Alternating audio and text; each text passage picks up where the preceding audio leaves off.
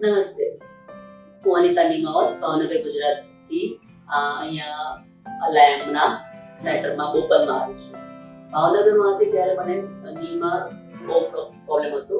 મેં actually injection પણ લીધેલું હતું, ઓર્થોપેડિક્સને બતાવીને ત્યાં, પ્લસ આયુર્વેદિક ટ્રીટમેન્ટ પણ કરાવી, ફિઝિયોથેરાપી પણ કરાવી, પણ બધું ટેમ્પરરી પીરિયડમાં હતું.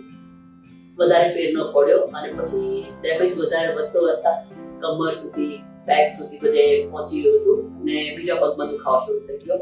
પછી સર્જન્સ કર્યું કે ભાઈ તમારે હવે ફરીથી ફિઝિયોથેરાપિસ્ટ સાથે વાત કરીને એને મને કીધું કે તમારે પાછું બતાવવું પડશે ડૉક્ટરને કે હવે શું કેવી કન્ડિશન છે. એક્સરે પાડ્યો, જોયું તો કે હવે તમારું ની એકદમ જ ડેમેજ થઈ ગયા છે ને ઓપરેશન એ જ એનું લાસ્ટ સોલ્યુશન છે. આના સિવાય કંઈ તમારાથી થશે નહીં, ઓપરેશન કરવું જ પડશે, અધરવાઇઝ તમારે બધું બહુ ડેમેજ થવા માંડશે. એટલે અમે લોકો ઓપરેશન માટે તૈયારી કરી નાખી.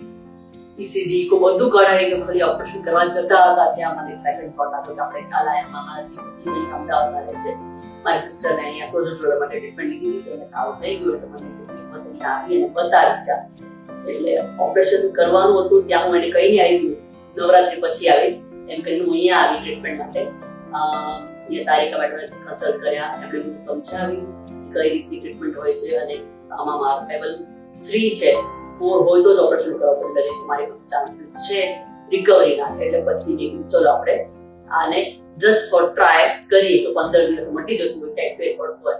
હું ભાવનગરથી પાછી અહીંયા આવી, દિવાળીના દિવસો છે છતાં પણ ગમે એમ કરીને મને આ લોકો બધાએ કોઓપરેટ કર્યા. ટ્રીટમેન્ટ મને ડોક્ટર રેણુકા મેડમ ઘરે આપતા હતા. થોડા દિવસ એણે બહુ દુખાડ્યું કારણ કે મારા બેસ્ટ માટે હકીકતમાં બહુ ખરાબ કન્ડિશનમાં હતી. અત્યારે રેણુકા મેમને થેન્ક્સ કહેવાનું છે કે મને બહુ જ સારી ટ્રીટમેન્ટ આપી, સારું એવું અંદર પ્રેશર આપીને બધું સ્વેલિંગ બધું પગ નસો પર ખરાબ થઈ ગઈ હતી, બધી ખોલી છે અને અત્યારે મારી કન્ડિશન કેટલી સારી છે. હું આવી હતી ત્યારના કરતા અત્યારે મને 80% રાહત છે.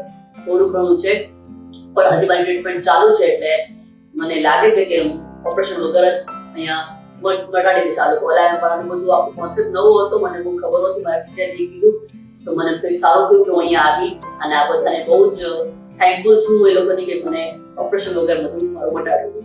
Thank you doctor Renuka madam, thank you.